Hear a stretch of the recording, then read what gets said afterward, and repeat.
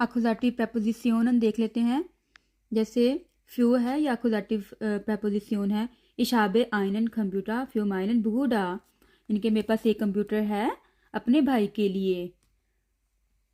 ये ओने भी अकुजाटिव प्रपोजिशन है। डू गेस ओने मिश नख पाकिस्तान, तुम मेरे बगैर पाकिस्तान जा रही हो। है दिखिंडा जिटसन उमडेन ठीश, यानी कि बच्चे मेज़ के इर्द गिर्द बैठे हैं।